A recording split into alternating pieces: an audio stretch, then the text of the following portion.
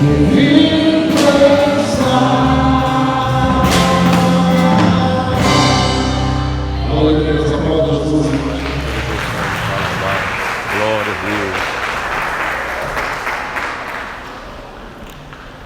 a Deus, louvado seja o nome do Senhor. Paz do Senhor, irmãos e irmãs, amém? Louvado seja o nome do Senhor. Mais um dia de campanha, nosso 7º dia de campanha de Yom Kippur, amém? Onde nós vamos continuar buscando a face de Deus, para que o Senhor nosso Deus venha estabelecer decretos sobre a vida de cada um de nós, amém? Então é momento de nós continuarmos buscando a face de Deus. Em todos esses dias, o Senhor Ele tem estabelecido decretos sobre nossas vidas. E ontem eu estava falando com os irmãos e irmãs que todas as pessoas, a grande maioria das pessoas querem colher, mas nós entendemos que é uma lei tanto material, tanto física, quanto também uma lei espiritual. Aqueles que querem colher, eles também têm que plantar, amém? Espiritualmente nós plantamos quando nós oramos e apresentamos diante do Senhor aquilo que nós precisamos de Deus, amém? Então esses dias de campanha são dias de semeadura, aonde nós iremos semear, estamos semeando, mas também nós iremos colher, amém?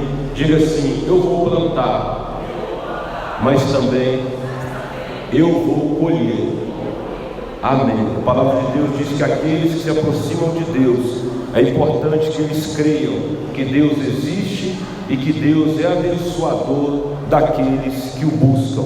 Mas é interessante que quando Deus Ele manda o seu povo celebrar essas festas, nós vamos concluir hoje sobre tabernáculos. Deus Ele mandava o povo celebrar as festas, e essas festas não era somente um ajuntamento comum, mas é um ajuntamento solene, onde Deus manifestava o poder e a glória dele, e onde as pessoas também experimentavam a graça de Deus. Então todo esse ajuntamento que nós fazemos aqui é um ajuntamento solene. Então nós não podemos nos distrair daquilo que Deus está fazendo e daquilo que o Espírito Santo de Deus Ele quer falar ao nosso coração, amém? Porque muitas vezes as pessoas elas acham que o ajuntamento, ele é um ajuntamento comum, mas na verdade não é. É um ajuntamento onde Deus separou para que Ele pudesse manifestar a glória dEle, o poder dEle na sua vida. E às vezes a dispersão, às vezes o pensamento voltado para outro lugar, impede você de receber aquilo que Deus tem para a sua vida.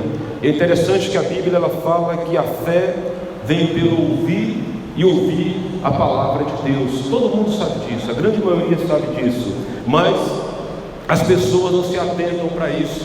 E quando você ouve a palavra de Deus, aquilo que Deus fala para você, o Espírito Santo ele pega essa palavra no teu coração, ele começa a gerar fé no seu coração, e essa fé faz com que você comece a caminhar, faz com que você comece a ter atitude de acordo com essa palavra. Aí você começa a experimentar o mover e a ação de Deus na sua vida, porque muitas pessoas às vezes participam de uma campanha, de várias campanhas, de um culto, de uma reunião, e às vezes essas pessoas elas chegam naquele lugar, elas entram e saem da mesma forma que elas chegaram, porque às vezes, na maioria das vezes, elas estão dispersas por aquilo que Deus está fazendo e por aquilo que Deus ele vai fazer na vida delas, amém? Então festa do tabernáculo, Sucote, cabanas, festa da colheita, é o momento que Deus separou para que nós pudéssemos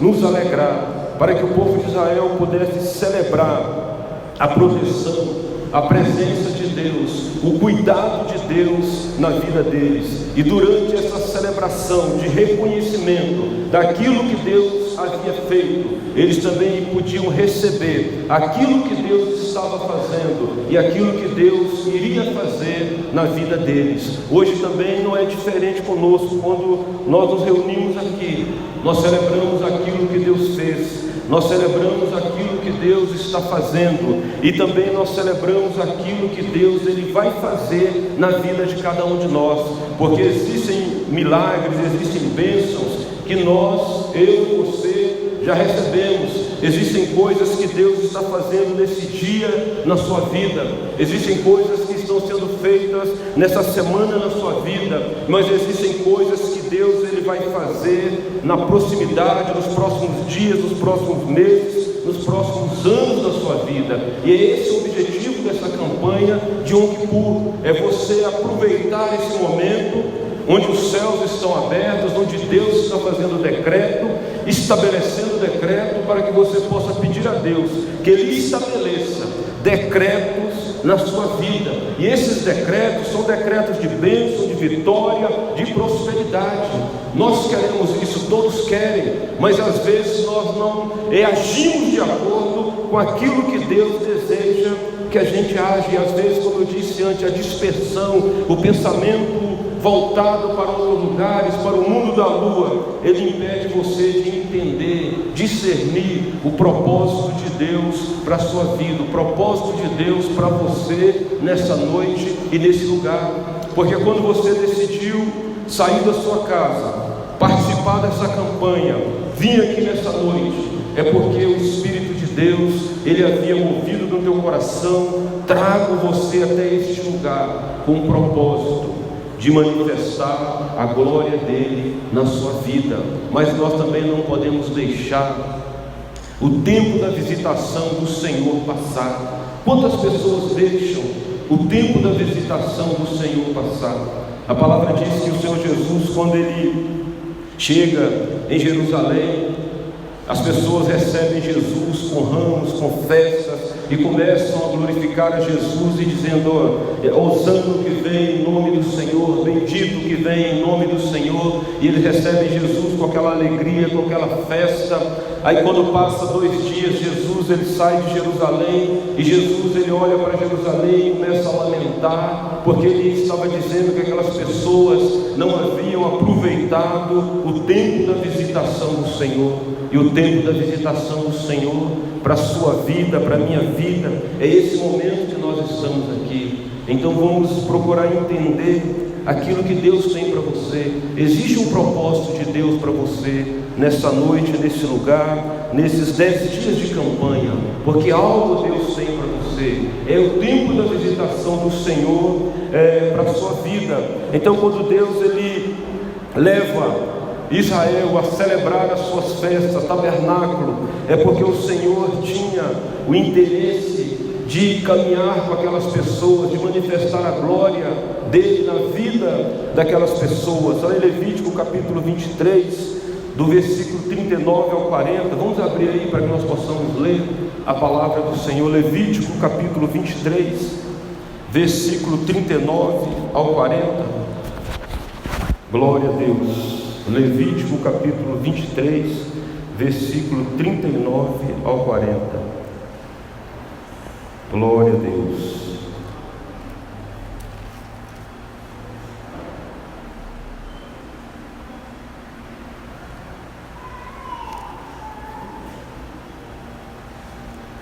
Amém, igreja? Podem ler aqui? Glória a Deus. Encontraram? Levítico 23, versículo 39 ao 40, diz assim: Porém, aos 15 dias do mês 7º, quando tiveres recolhido do fruto da terra, celebrareis a festa de Yahvé. Por 7 dias, no primeiro dia haverá descanso, e no 8º dia descanso, e no primeiro dia tomareis para vós ramos de formosas árvores, ramos de palmeiras, ramos de árvores frondosas, salgueiros de ribeiros, e vos alegrarei perante Yahvé vosso Deus por 7 dias.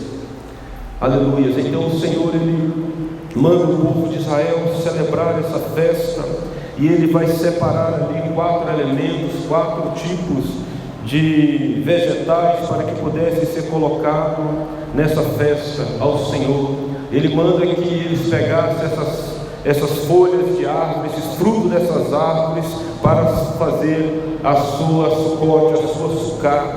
E ele fala assim: árvores formosas, formosas árvores. Em hebraico é o etroque, que quer dizer cidra, a palmeira, lulave, que seria tamareira, ramos de árvores frondosas, a murta, que é o radassim, e salgueiros dos ribeiros, aravote. E ele fala que eles deveriam separar esses elementos e celebrar durante 7 dias ao Senhor. E é interessante que o Senhor, Ele dá uma ordem, que essa celebração, ela fosse uma celebração de alegria, uma celebração onde o povo deveria festejar ao Senhor por aquilo que Deus havia feito. Da mesma forma que o Senhor, Ele mandou Israel celebrar, o que nós vivemos hoje é uma antecipação da alegria, é um ensaio daquilo que nós viveremos com Deus no milênio. Então, quando nós nos reunimos para celebrar tabernáculos, nós nos reunimos para nos alegrar, para adorar ao Senhor, para reconhecer as grandezas de Deus na nossa vida. Mas como eu disse antes, tudo aquilo que nós fazemos aqui em matéria de adoração, de louvor, de entrega de Deus e manifestação de Deus na minha vida e na sua vida, é apenas uma pequena fagulha daquilo que nós viveremos na eternidade.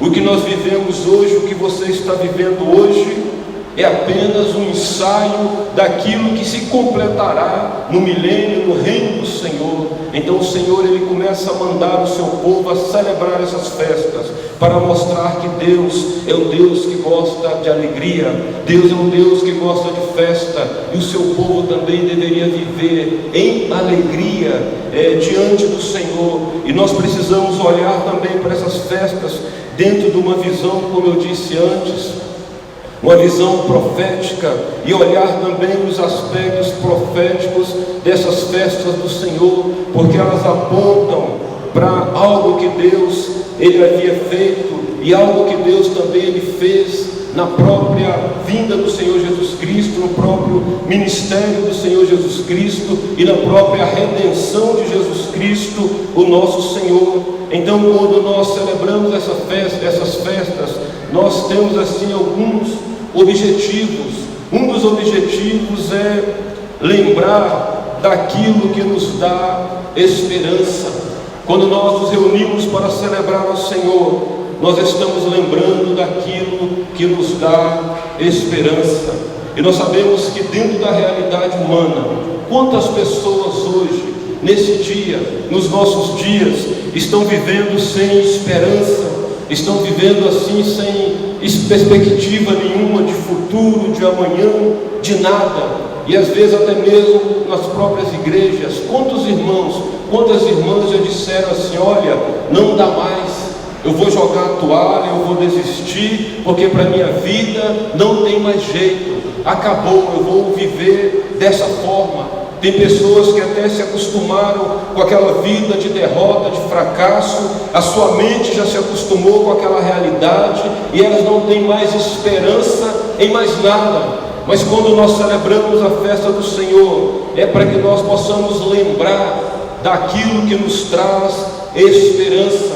Quando você olha a palavra de Deus e você vê aquilo que Deus fez, aquilo ali traz para o seu coração esperança. Traz para o meu coração esperança, porque Deus Ele fez, mas Ele faz e Ele vai continuar fazendo, porque a palavra diz que Jesus é o mesmo ontem, hoje e será eternamente. Então as festas do Senhor, a palavra de Deus, ela tem que trazer esperança para o seu coração. Então, se você tem vivido dias sem esperança, algo errado está na sua vida. Talvez você não tenha olhado ainda com profundidade para a palavra de Deus, porque Ele é o mesmo ontem, hoje e será eternamente. Quando nós olhamos para a palavra de Deus também dentro de uma visão profética dessas festas, nós olhamos e entendemos que um dos objetivos é para que a cinza do altar do seu coração, do meu coração,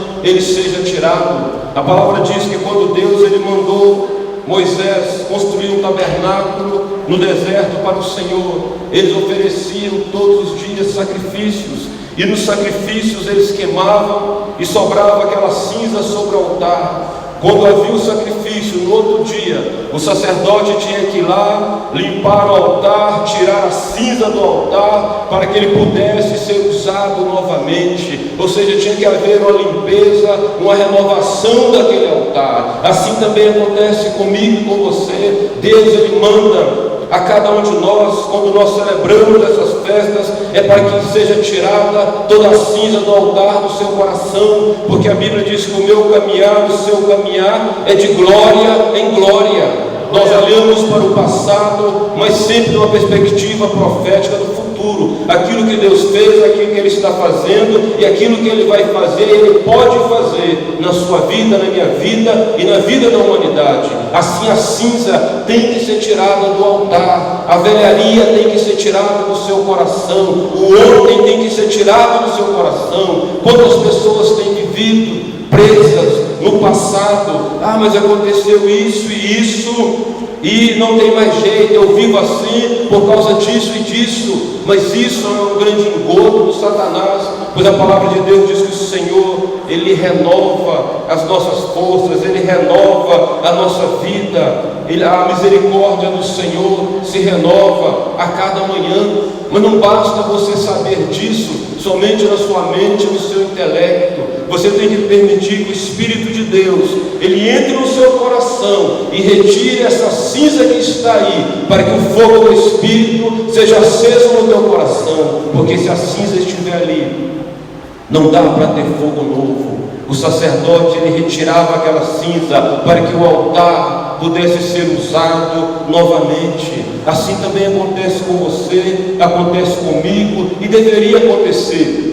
A cinza, ela tem que ser tirada do altar. Quando nós olhamos para essas festas, nós lembramos que a cinza precisa ser tirada. Quando nós olhamos, nós lembramos que o avivamento, o fogo do avivamento, ele tem que ser aceso no nosso coração. E quando nós falamos de avivamento, a gente não está falando de gritaria, de oba-oba, de não sei o que, de meninice, mas estamos falando do fogo do Espírito na vida das pessoas, a salvação de almas, a transformação de vida, o despertar da igreja. Então, quando nós olhamos para isso, nós estamos ali apontando que o fogo do avivamento, ele tem que arder no meu coração e no seu coração.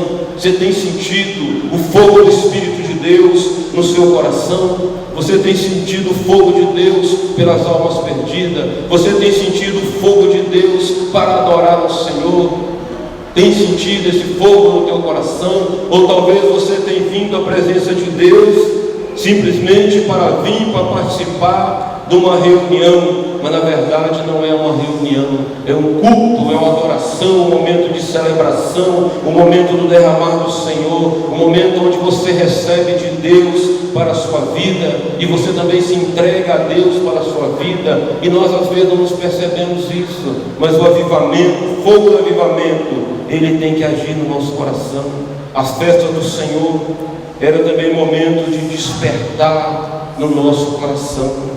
Quando Neemias e Esdra, no capítulo 8 de Neemias, Esdra chama o povo para ler os livros da lei. Qual era o objetivo de Esdra?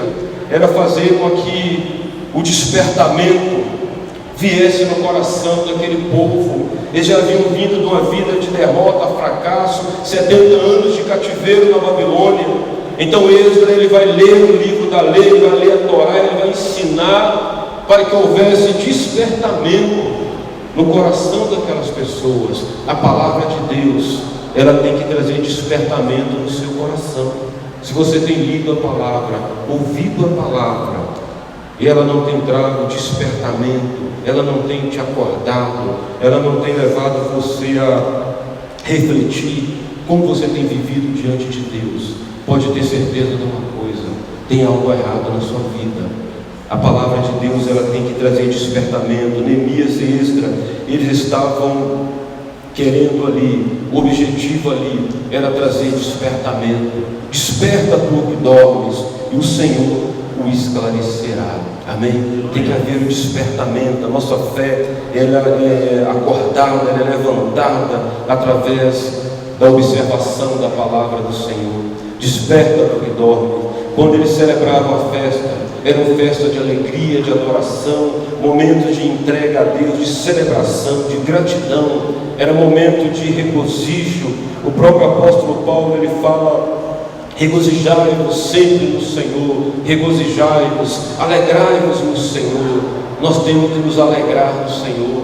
Quantas pessoas têm se alegrado em tantas coisas, mas não se alegram em Deus, demonstram alegria por tanta coisa, mas não demonstram alegria pelo Senhor, vivem alegres por tantas coisas pequenas, mas não se alegram na presença do Senhor. Mas o apóstolo Paulo diz: alegrai-vos no Senhor. O Deus, Ele quer que nós vivamos uma vida de celebração, de regozijo, de alegria na presença dEle. E quando esse regozijo ele vem na nossa vida, quando o pecado ele é retirado da nossa vida, quando a pessoa tem uma vida de santidade diante do Senhor, o pecado ele é removido, nós temos uma vida de alegria, de regozijo. Mas também às vezes acontece ao contrário, quando a tristeza vem, quando a angústia vem, quando o pecado também ele chega na vida da pessoa, quando ele entra na mente, no coração, ele traz a tristeza, ele traz a angústia, porque um ser humano ele só pode ser completo pela presença de Deus. O próprio salmista Davi, ele diz: Senhor, não retire de mim a alegria da sua salvação.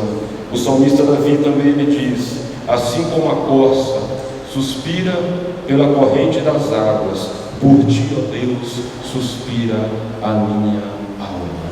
Será que a nossa alma está suspirando pela presença de Deus? Será que nessa noite, nesses dias de busca do Senhor, de celebração, de alegria, de decretos de Deus, a sua alma tem suspirado pela presença de Deus? Será que nesses dias, nesses momentos de oração, de adoração, a sua alma tem suspirado pela presença de Deus? Será que a sua alma tem se enchido da presença de Deus nesses dias de celebração? Assim como a corça suspira pela corrente das águas, assim por ti, ó Deus, suspira a minha alma. Nós devemos andar na presença de Deus, suspirar pela presença de Deus, ter um coração transbordando da presença de Deus. Mas como eu disse antes, isso não pode ser algo somente teórico, somente na mente, mas tem que ser algo que entre no meu espírito e no teu espírito. Amém? Vamos prosseguir aqui em Deuteronômios capítulo 16, versículo 14, diz assim: a festa dos tabernáculos celebrarás 7 dias, e na tua festa alegrar-te-ás, tu, teu filho e tua filha, e o teu servo, e a tua serva, e o levita e o estrangeiro, e o órfão e a viúva que estão dentro das tuas portas. Louvado seja o nome do Senhor, glória a Deus. Todos eles ali deveriam se alegrar, celebrar na presença de Deus, tanto o homem, o filho, a filha, o servo, o levita, o estrangeiro. Era um momento de celebração na presença do Senhor, era um momento de adoração ao Senhor nosso Deus. Tanto o dono da casa, quanto os filhos, os servos, os visitantes, eles deveriam se alegrar na presença de Deus. E é muito interessante que aquele visitante que estivesse ali, ele iria participar daquela celebração. Aquele estrangeiro que estivesse ali, ele também iria participar e ser abençoado naquela celebração.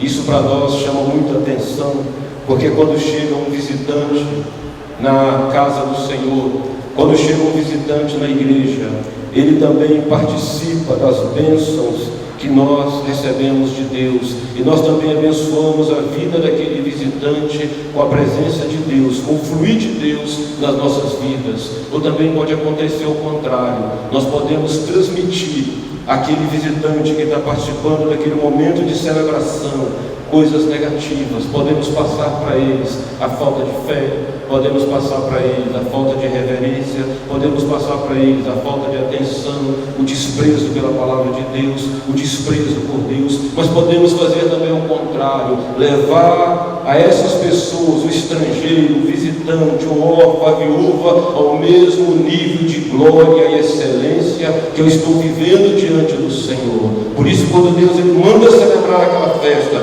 as pessoas tinham que ser reunidas ali, todos que estavam ali, para que todos fossem abençoados, não somente os da casa, mas também aqueles que estivessem ali. Então, quando Deus manifesta a glória dele nesse lugar, não só nós que estamos aqui, que confessamos o Senhor como Salvador, Jesus Cristo como Senhor e Salvador, somos abençoados, mas também somos canal de bênção para todos aqueles que vêm neste lugar. Imagine, irmãos, a responsabilidade que nós temos diante do Senhor.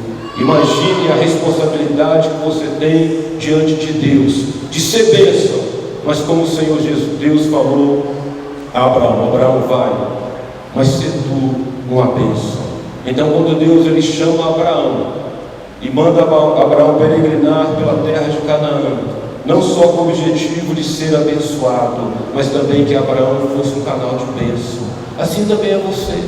Deus não te chama aqui para somente ser abençoado, mas também Ele te chama aqui para você ser um canal de bênção para todos aqueles que entrarem aqui em nome de Jesus. Amém ou não amém?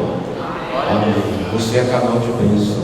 O próprio Senhor Jesus ele falou aos seus discípulos que aqueles que crescem no Senhor, do seu interior fluiriam rios de água viva. E Jesus estava falando de quê?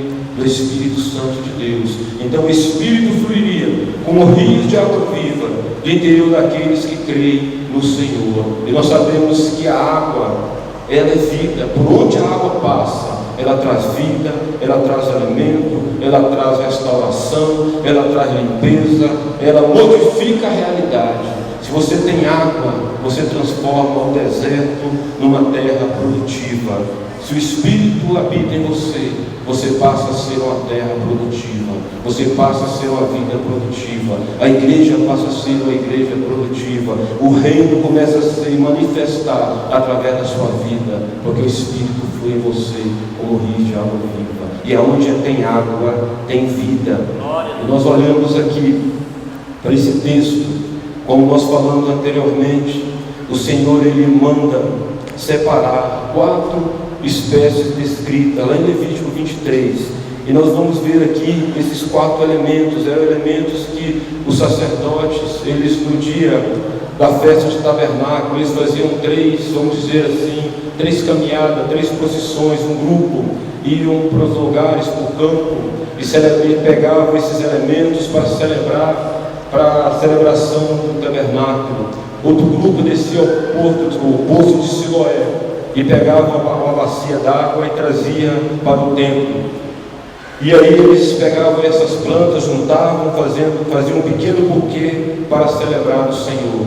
Eles pegavam aquelas maiores e cobriam o tabernáculo, a cabana, mas eles faziam um pequeno buquezinho para que eles pudessem balançar diante do Senhor.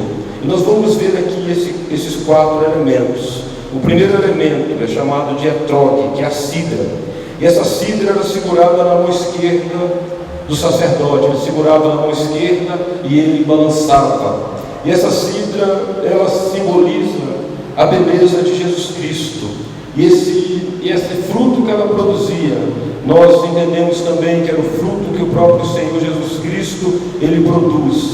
Porque Jesus, ele é o ramo da videira, ele é a videira verdadeira. Jesus é o ramo que foi ligado ao Senhor. E Jesus ele tem produzido os seus frutos desde o seu ministério, desde Pentecostes, seu ministério terreno, Pentecostes e até hoje. E cada um de nós somos frutos do ministério de Jesus Cristo. Porque eu estou aqui, você está aqui, porque um dia Jesus Cristo ele morreu na cruz do Calvário, e isso trouxe salvação a cada um de nós. Então esses frutos eles estão sendo produzidos desde aquela época e vai até a consumação do século. A palavra é pregada, as vidas vão se convertendo e Jesus vai produzir os frutos. Nós somos frutos do Senhor. Eu sou fruto do Senhor. O segundo elemento é o lave, que eram as folhas de palmeira. Era segurada com a mão direita e ela representava a justiça e o poder da salvação. O Salmo 92, versículo 12 diz assim: o justo florescerá como a palmeira e crescerá como o cedro no Líbano. Então ela simbolizava a justiça e o poder de salvar, o poder da salvação, o poder que Deus tinha, que Deus tem de salvar. E o próprio Salmo ele vai reconhecer que o justo, ele florescerá como a palmeira plantada no Líbano. Ela vai crescer, você vai crescer. Ah, eu sou justo, você é justo. Nós somos justos, não é porque nós somos melhores do que ninguém. Amém? Por que você é justo? Porque Jesus Cristo me justificou na cruz do Calvário. Jesus Cristo te justificou na cruz do Calvário. Então o sacrifício de Jesus me tornou a mim e a você justificados diante de Deus. E quando eu me aproprio dessa justiça, desse ato, pela fé de Jesus Cristo, eu me torno justo diante do Senhor, não pelas minhas obras e meu mérito, mas pelas obras e mérito de Jesus, pela aceitação da obra e mérito de Jesus. Então, quando a pessoa não aceita nem a obra nem o mérito de Jesus, ela está perdida, porque nós temos que aceitar o mérito e a obra de Jesus. E muitos evangélicos, muitos cristãos, às vezes eles não aceitam o mérito e a obra de Jesus, porque eles acham que eles vão conquistar pela sua força, pelo seu poder, pelo aquilo que eles fazem. Não é aquilo que eu faço, é aquilo que Jesus fez por mim e por você na cruz do Calvário. Então nós cresceremos, você crescerá como cedro no Líbano. A planta plantada à margem do rio, ela vai crescer porque ela é nutrida, ela vai crescer porque ali ela tem tudo que ela precisa para se desenvolver. Assim também, espiritualmente, quando nós estamos ligados com o Senhor, você chega na igreja, você entrega a vida a Jesus Cristo. A partir do momento que você começou, se entregou a Deus, você começou a andar na presença de Deus, você foi plantado ali naquele lugar, naquela igreja, em Jesus Cristo, você vai começar a crescer. Vai passando o tempo, você vai aprendendo alguma coisa, você vai sendo curado, liberto, você vai começar a receber os dons do Espírito, você vai começar a conhecer a palavra, você vai ser como o cedro no Líbano. Você não vai ser um anão. Por quê? Porque você está plantado junto ao ribeiro de água. Então não tem porquê um cristão em Jesus Cristo não se desenvolver, porque a Bíblia diz que nós somos como um cedro plantado no Líbano. Se você pega uma planta e coloca ela no lugar onde tem água, automaticamente ela se desenvolverá. Então talvez você esteja pensando assim: eu não tenho me desenvolvido, tem alguma coisa errada. Procure crescer em Jesus Cristo, porque o caminhar do cristão é de glória em glória. Aí você tem que ter essa reflexão: Senhor, eu estou plantado em Ti, mas eu estou aqui igualzinho, da mesma forma que quando eu entrei aqui nessa igreja. Você precisa se desenvolver, porque você está plantado em Jesus. Ah, eu não sei orar, mas você vai ter que começar a orar. Ah, eu não sei ler a palavra, você vai ter que começar a ler a palavra, buscar, porque você está plantado em Jesus. Não pode ficar do mesmo jeito a vida inteira. Amém, igreja? Amém ou não amém? Porque tem gente que é assim, ele fica 30 anos na igreja, 40 anos na igreja, e não se desenvolve em nada em seu ministério. Está errado. Não é assim que Deus escreveu na Escritura. Não foi para isso que Jesus te chamou. Ele te chamou para você crescer em Cristo Jesus, para você florescer e dar frutos. Aí você vai ter que olhar para você e dizer: por que eu não tenho dado fruto? Tem faltado oração? Tem faltado aplicação? Tem faltado busca? Tem faltado ensino? Tem faltado algo que eu preciso aprender ou desenvolver no reino para me florescer? É você e Deus. Mas Deus não te chamou para ser um nanico na fé, pelo contrário, Ele te chamou para ser uma palmeira em Cristo Jesus. E o que é uma palmeira? Pelo menos as que eu conheço, são todas altas, são bem grandes. Tem até a palmeira real, ela fica muito alta. Então quando você passar na rua e você olhar para uma palmeira, você vai olhar para cima e dizer: Senhor, eu quero ser como essa palmeira. eu estou na tua casa, andando na tua presença, e eu quero me desenvolver no teu reino. Amém, igreja? Amém ou não amém? Vamos crescer como palmeira. Terceiro elemento é o radaz, a murta. Ela era segurada também na mão direita, e ela simbolizava o louvor e o júbilo, louvor e adoração, o júbilo e a exaltação. E como falou o irmão Samuel ontem, a nossa vida tem que ser uma vida de louvor e de celebração. Da mesma forma que o sacerdote ele pegava a murta, ele balançava, ele sacudia, representando ali o louvor, a adoração a Deus. A minha vida, a sua vida, tem que ser uma vida de louvor e adoração e exaltação a Deus. E se a gente for assim pensar, de uma maneira assim bem pesada, vamos dizer assim, bem clara, não havia necessidade nenhuma de, no momento de um culto, de uma adoração, as pessoas chamarem a nossa atenção para que a gente se expressasse o nosso louvor e a nossa adoração a Deus. Não haveria necessidade nenhuma de ninguém chamar a gente para pensar em Deus, para buscar a face de Deus, porque quando nós saímos da nossa casa e vemos a casa de Deus, qual é o objetivo? É adorar, é exaltar a Deus. Não é nenhum outro objetivo senão buscar a face do Senhor. Amém, igreja? Quando você vai no açougue, você vai fazer o quê? Comprar carne. Ninguém chega no açougue e diz assim: olha, me dá aí uma camisa de manga comprida, número 44, ou GGG, sei lá. Não é assim. Você diz: olha, eu quero 1 quilo de carne, assim, de tal qualidade. Não é assim. Porque o teu objetivo, quando você foi ali, foi buscar, foi comprar aquela carne.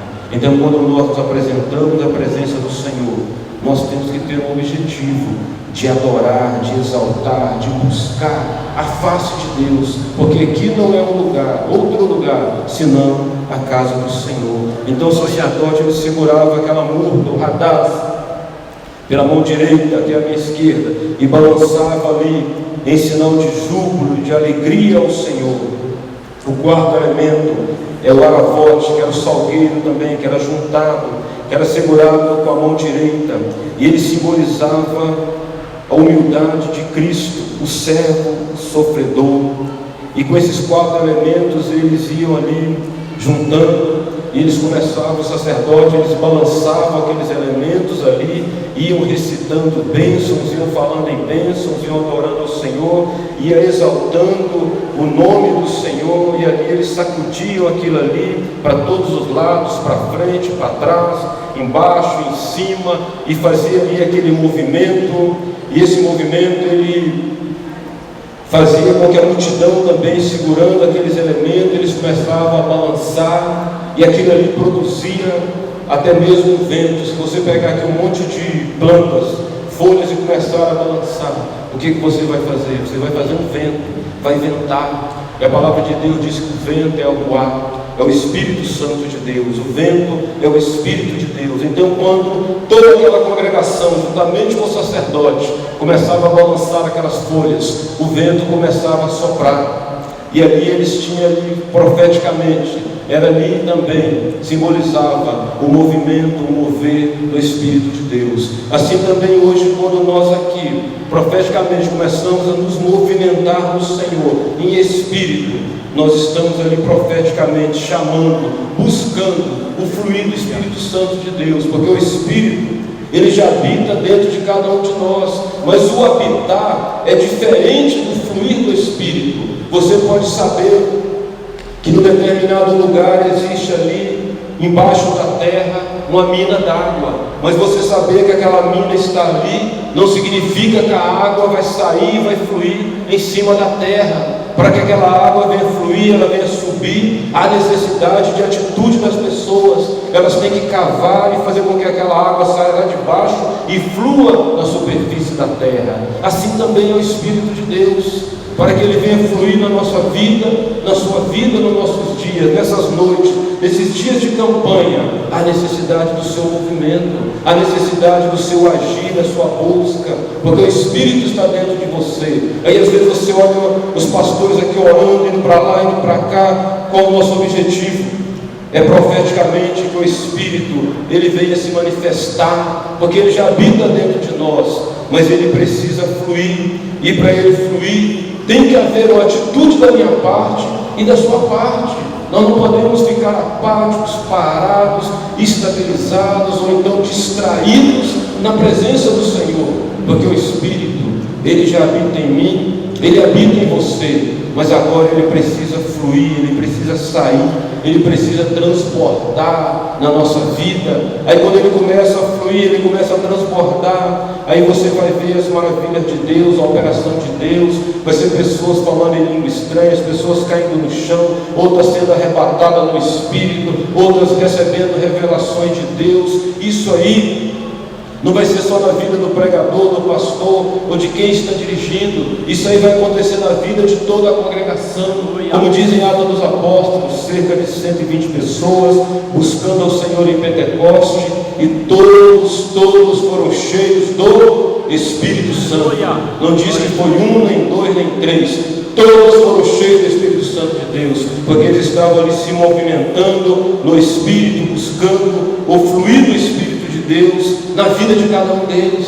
E assim também tem que ser com você, tem que ser comigo. Quando chegar na hora da oração, da busca de Deus, comece a se movimentar no Espírito, diz: Senhor, teu Espírito está dentro de mim, mas eu quero ver ele fluir como rio de água viva na minha vida, na vida dos irmãos que está aqui. Eu quero experimentar nessa festa do tabernáculo um Pentecoste na minha vida, um transbordar do teu Espírito na minha vida.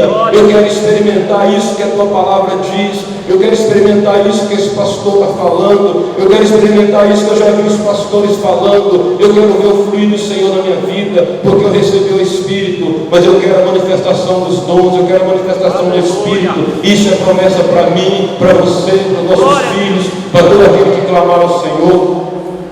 Precisamos clamar ao Senhor, sacudir o Espírito, mover no Espírito Santo de Deus. E os sacerdotes profeticamente, eles moviam no Espírito Santo de Deus, para que o Espírito se manifestasse no meio daquele povo, não de uma maneira gloriosa como nos nossos dias, mas profeticamente. Ali era como uma figura da manifestação do Senhor, como um ensaio para Pentecoste. Aleluias. O Talmud, ele explica que quando se sacode para frente e para trás, eles estão proclamando aquele a quem pertence todas as direções, e que Deus criou todas as espécies em um simbolismo. Aqui também ele diz o seguinte: o Talmud diz assim: balancemos para frente e para trás, para evitar os ventos prejudiciais, para cima e para baixo, a fim de evitar os orvalhos nocivos. Porque Sucote é época do julgamento da água, da chuva, para todo o ano. E a chuva e a água estava presente na festa de tabernáculo. E quando ora para que venha a chuva, todos os dias da festa, há uma cerimônia para a libação da água. Esse Talmud, onde eu peguei aqui, esse escrito aqui, explicando sobre esses movimentos, é um compêndio, uma coletânea, vamos dizer assim, de escritos dos rabinos, onde eles comentam muitas coisas do Antigo Testamento, a ética, a religião. E é interessante que nessa festa, quando eles sacudiam para baixo, para cima, eles estavam ali pedindo a remissão, oferecendo também uma libação pela água. E nessa festa, os sacerdotes, um grupo de sacerdotes, eles saíam cantando, louvando ao Senhor, iam até o poço de Siloé, e ali eles levavam a bacia, enchiam aquela bacia de água, e voltavam para o templo, e chegavam no ato do templo, louvavam o Senhor, e derramavam aquela água ali no chão, em libação, em sacrifício, em oferecimento ao Senhor. E foi nesse dia, nesse momento de celebração, de libação da água, que o Senhor Jesus se levantou e disse: todo aquele que tem sede, venha a mim e beba. Aquele que crê em mim, do seu interior fluirão rios de água viva. O Senhor Jesus está falando profeticamente que a água que eles iriam beber, que eles poderiam beber, que nós podemos beber, não é uma quantidade de água limitada em uma bacia, em um recipiente, mas é uma quantidade de água infinita, porque ela fluiria como rios de água viva. Tem como nós contarmos o fluir de um rio? As pessoas podem dizer assim: olha, a vazão daquele rio é de tantos metros cúbicos de água por segundo, por minuto, por hora, enfim, eles têm somente ali uma estatística, eles têm ali somente um número, mas eles não podem dizer se certamente quando tem, porque na verdade a vazão de um rio, ela é infinita, a vazão de um rio é infinita. Assim a vazão, a expressão, a ação do Espírito Santo de Deus na vida de cada um de nós também, ela é infinita, e nós temos que experimentar esse transbordar de Deus na vida da gente, esse infinito de Deus, vamos dizer assim, na vida de cada um de nós. E aqueles sacerdotes, eles balançavam, movimentavam aquelas 4 espécies, 3 vezes para a direita, 3 vezes para a esquerda, 3 vezes para frente, 3 vezes para cima, 3 vezes para baixo, para trás.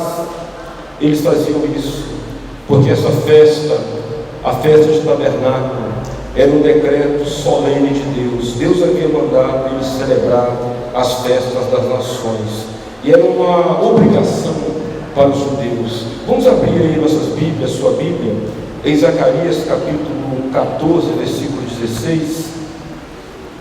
Glória a Deus. Zacarias é antes aí de Mateus. Os irmãos podem procurar para a gente ler, para fundamentar a palavra. Zacarias capítulo 14. Glória a Deus. Zacarias 14. Versículos 16 a 17. Amém? Pode ler aqui, diz assim: e acontecerá que todos os que restarem de todas as nações que vieram contra Jerusalém subirão de ano em ano para adorar o Rei, o Senhor dos Exércitos, e para celebrar a festa dos tabernáculos. Vamos ali ao versículo 17. Se alguma nação da terra não subir a Jerusalém para adorar o Rei, o Senhor dos Exércitos, não virá sobre ela a chuva.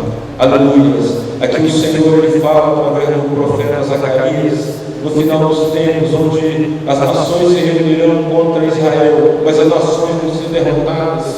Mas a palavra diz que após isso, todas as nações do mundo terão que subir, como ele diz aqui, a Jerusalém para adorar o Rei, o Senhor dos Exércitos, que é Jesus Cristo. E aí o Senhor ele fala aqui uma palavra bem séria, bem dura: a nação que não for sobre ela não virá a chuva. E aqui ele fala não somente da chuva física, mas também da chuva espiritual. Isso aqui, profeticamente, espiritualmente para você, significa que se você não subir a Jerusalém, a presença de Deus sobre você não virá a chuva de Deus. Amém? Você tem que subir a Jerusalém. Mas como você vai subir hoje espiritualmente a Jerusalém? Nós vamos subir hoje profeticamente a Jerusalém. Eu vou subir, logo nós vamos subir, daqui a alguns minutos nós vamos subir a Jerusalém, através da nossa oração, através do nosso clamor aqui nesse altar, através da busca e da adoração a Deus, nós vamos subir a Jerusalém. E por que nós vamos subir a Jerusalém? Porque se eu não subir a Jerusalém em oração e adoração e louvor, em busca da face de Deus, sobre mim não virá a chuva. Porque muitas pessoas às vezes dizem: pastor, eu estou orando na campanha, já passei de 300, 500 campanhas e não choveu na minha horta. Porque às vezes ele ainda não subiu em Jerusalém. E se você não subir, a chuva não vem sobre você. Se você quer ser abençoado, você quer que a chuva de Deus venha sobre a sua casa, sobre a sua família, aprenda a subir a Jerusalém. Não espere as pessoas te dar uma cordinha para você subir. Não espere ninguém te lentidão à escada, mas quando chegar o momento da oração, comece, Senhor, eu quero subir na tua presença, eu quero apresentar ao Senhor essa questão, eu coloco diante do Senhor isso que está na minha vida. É assim que você sobe a Jerusalém. E quando você sobe, de uma coisa você pode ter certeza: a chuva virá sobre a sua vida, porque a palavra de Deus diz que importa que aquele que busca o Senhor, primeiro, ele crê que Deus existe; segundo, que Deus é abençoador, galardoador daqueles que buscam. Se você crê que o Senhor existe, é por isso que você está aqui. Então você tem que crer que Deus quer te abençoar, e se Ele quer te abençoar, você também tem que querer ser abençoado, e você vai ser abençoado pelo Senhor, porque você está subindo a Jerusalém. É promessa do Senhor para a minha vida, para a sua vida. Você tem que experimentar essa chuva na sua vida. Talvez até hoje, nesses dias, você tenha vivido tempo de deserto, tempo de dificuldade, de luta, mas o objetivo desses 10 dias de campanha de Yom Kippur é exatamente isso: é para que Deus mude o decreto sobre a sua vida, sobre a minha vida, para que onde não houvesse chuva, agora comece a haver chuva; onde não havia bênção, comece a haver bênção; onde havia sequidão, comece a ter produtividade; onde havia miséria, comece a ter prosperidade. Tem que haver chuva sobre a sua vida, tem que chover no seu campo, na sua casa, na sua família, no seu trabalho, tem que chover. E essa chuva que nós vamos invocar aqui, porque você está subindo a Jerusalém para quê? Para adorar o Rei, o Senhor Jesus Cristo, o Senhor de todas as coisas, o Rei dos Reis, Senhor dos Senhores. Nós não viemos aqui com nenhum outro objetivo senão adorar o Senhor. E se nós adoramos ao Senhor, Ele nos recompensa com suas bênçãos. Da mesma forma que Ele recompensava os judeus, recompensa até hoje, e recompensava os judeus através daquelas festas, porque as festas eram celebradas em comemoração, em gratidão à colheita que Deus havia dado a eles. Então Deus estava fazendo algo na vida deles, e Deus está fazendo e vai fazer algo na sua vida nesta noite. Isso era para o milênio, mas também é para os nossos dias. Aquela festa era celebrada durante 7 dias. Na verdade, tabernáculo são 8 dias, mas 7 dias, que significa 7, é o número da perfeição, da completude. Mas no 8º dia, eles tinham assim uma grande celebração. Era aquele dia assim que era o dia dos dias. Passavam 7 dias celebrando, e nesses 7 dias eles celebravam o começo, o recomeço daquilo que Deus iria fazer, daquilo que Deus estava fazendo. Eles passavam por Yom Kippur. Depois de Yom Kippur começava aquela festa de expiação. Aí eles começavam a festa de tabernáculo. Passavam os dias de Yom Kippur orando, se humilhando, se dobrando diante de Deus, buscando a face de Deus. Aí, pela fé, recebiam o perdão dos pecados. Pela fé, eles entendiam que aquela barreira, aquela muralha entre eles e Deus havia sido removida. Então agora eles poderiam adorar o Senhor de todo o coração, celebrar o Senhor com toda a sua força, porque o coração estava preparado para receber as bênçãos de Deus. Assim também é com você. Não adianta a pessoa chegar com o coração amargurado, com o coração assim, fechado, com raiva, com ódio, achando que vai receber alguma coisa de Deus. Não recebe. Se existe algo no Senhor, por isso que ela existia. O Yom Kippur vem antes da festa do tabernáculo, que era um momento de contrição, de pedir perdão, de acertar, de se colocar diante de Deus, de se purificar. Era o dia de expiação. Foi expiado, foi limpo, foi purificado. O coração está aberto, e ele está aberto para receber. Amém? Então o teu coração nesses dias tem que estar aberto para receber aquilo que o Senhor Deus Ele tem para cada um de você. E nós precisamos celebrar isso diante de Deus. A Bíblia também fala que o Senhor Deus Ele mandou Moisés construir um tabernáculo, para que nesse tabernáculo Deus pudesse habitar, a presença de Deus. E nesse tabernáculo Moisés colocaria a arca da aliança. Quando Moisés ele desce do monte, pela segunda vez com a tábua da lei, ele desceu no dia de Yom Kippur, e o povo já havia se arrependido e pedido perdão a Deus, e Moisés ele desce pela segunda vez com a tábua da lei. E quando ele desce, Deus dá uma ordem a Moisés para que ele se fizesse, construísse juntamente com o povo um tabernáculo, porque Deus entendeu que o povo havia se arrependido. Ele deu novamente as tábuas da lei para Moisés e diz: olha, já fizeram o bezerro de ouro, já erraram, já morreram aquela turma ali, agora é uma turma nova, essa turma se arrependeu. Então você vai selar pela segunda vez com a tábua da lei e vai construir um tabernáculo aqui, porque ele quer habitar no meio de vocês. E a palavra diz que Moisés ele vai construir esse tabernáculo. Vamos abrir em Êxodo capítulo 25, versículo 8 ao 9. Amém? Êxodo capítulo 25, versículo 8 ao 9. Amém? Glória a Deus. Glória a Deus, Jesus. Amém. Eu vou ler aqui para a gente dar o segmento. Não sei se nós temos de tempo ainda. Diz assim: e fará um santuário para que eu habite no meio deles, conforme tudo que eu mostrar, para o modelo do tabernáculo, para o modelo de todos os móveis, assim mesmo me fareis. Então Deus manda Moisés construir esse tabernáculo, para que Deus pudesse habitar no meio de Israel, para que Deus pudesse, vamos dizer assim, caminhar juntamente com aquele povo no meio do deserto, para que Deus pudesse peregrinar com aquele povo no meio do deserto.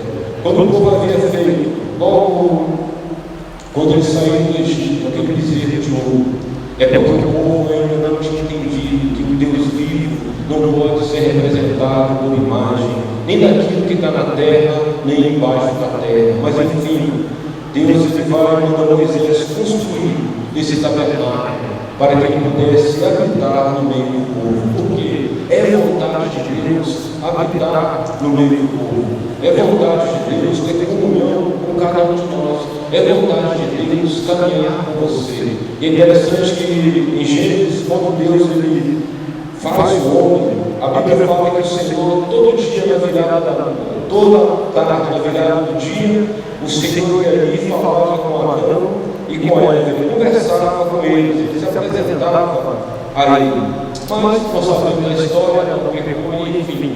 Mas a palavra diz que Jesus é o Cordeiro de Deus que foi morto antes da fundação do mundo. Para quê? Para que restaurasse a comunhão entre nós e Deus. Então, há uma vontade de Deus em caminhar conosco, em caminhar com você. Tanto é que eu e você, nós somos o nosso carro. Amém? Nós somos o tabernáculo, nós somos o templo do Espírito Santo de Deus, porque Deus ele veio habitar dentro de mim e dentro de você, através da pessoa bendita e maravilhosa do Espírito Santo de Deus. E às vezes a gente não tem nem essa consciência, a grande maioria das pessoas não tem nem essa consciência que Deus habita dentro dele. E se ele tivesse essa consciência, ele teria uma vida assim bem mais ampla, bem mais produtiva, bem mais santificada, porque o Espírito de Deus habita dentro dele. Então Deus ele manda Moisés construir aquele tabernáculo, porque ele queria habitar no meio do povo. Existia ali um propósito de Deus em mandar construir aquele santuário. Ele diz: me farão um santuário para que eu habite no meio deles. Então Deus estava estabelecendo um relacionamento com o povo de Israel. Ele daria a santidade dele ao povo e levaria a santidade daquele povo através da presença dele, porque naquele tabernáculo tinha o átrio onde todo o povo se reunia para adorar. Ali tinha o altar do sacrifício, tinha o local Santo dos Santos, onde o sacerdote entrava para oferecer o sacrifício ao Senhor, para sacrificar os bodes em purificação pelo pecado do povo. Então Deus teve ali a intenção de habitar no meio do povo, de viver no meio do povo, de manifestar a glória dele no meio do povo. Aquela nuvem também que seguia o povo de Israel era também uma espécie de sugar, de cabana, porque ela guiava aquele povo pelo deserto. Da mesma forma que o povo habitava em cabanas, Deus também habitou em uma cabana juntamente com o povo, porque o tabernáculo ele não era igual ao templo que Salomão construiu. Se você for olhar assim, humanamente falando, o templo de Salomão era muito mais suntuoso, muito mais glorioso do que a cabana que Moisés fez, o tabernáculo que Moisés fez para Deus habitar com eles no deserto. Mas Deus, ele decide andar ali com aquele povo, manifestar a glória dele no meio daquele povo. E Deus manifestava a glória com a nuvem que andava com eles para mostrar o caminho que deveriam seguir, a coluna de fogo que andava com eles diante da noite para mostrar o caminho que eles deveriam seguir. Quando ele fala aqui em Êxodo 13, versículo 21, diz assim: e haveria diante deles de dia uma coluna de nuvem para os guiar pelo caminho, e de noite uma coluna de fogo para iluminar, a fim de que caminhassem de dia e de noite. A presença de Deus ali, através da nuvem e da coluna, tinha um objetivo: guiar o povo, e a fim de que eles caminhassem de dia e de noite. Assim também é a presença de Deus na minha vida e na sua vida. A presença do Espírito Santo de Deus na sua vida e na minha vida é a fim de te guiar, para que você possa caminhar de dia e de noite, para que você não pare. Assim o cristão, irmãos e irmãs, ele não pode parar, porque a presença de Deus, ela vai nos guiar, ela tem que te guiar de dia e de noite. A presença de Deus, ela não vai vir sobre nós somente no momento de adoração, somente no momento de culto, de celebração, na congregação do Senhor. A presença de Deus, ela tem que vir sobre você todos os momentos da sua vida, para te guiar de dia e de noite, para que você não pare a sua caminhada. Amém? E muitas pessoas têm parado a sua caminhada. Quando você para a sua caminhada? Quando você sai daqui, aí chega na tua casa, você para de orar. Quando você sai daqui, aí chega na tua casa, aí você vai ver a novela da Rede Globo. Quando você sai daqui, você vai para a tua casa e começa a ver lá coisas que não devem na internet. Quando você sai daqui e vai para a tua casa e vai procurar o que você não deve, aí você para de caminhar. Mas o objetivo da presença de Deus era guiar aquele povo, é te guiar, para que você não pare, nem de dia, nem de noite, de andar na presença de Deus. Esse é o objetivo do Senhor. Talvez você esteja parado, mas o Senhor, Ele não quer que você pare, Ele quer que você caminhe na presença dEle. Amém? Porque a presença dEle é viva e real. Se não está sendo, é porque tem alguma coisa errada na sua vida. O objetivo de Deus é habitar entre nós. Amém? Entre nós e em nós, através do Espírito Santo de Deus. Vamos dar uma salva de palmas para o Senhor. Amém? Glória a Deus. Aleluia. Glória a Deus. Nós vamos nos colocar em pé nesse momento, nós vamos adorar o Senhor.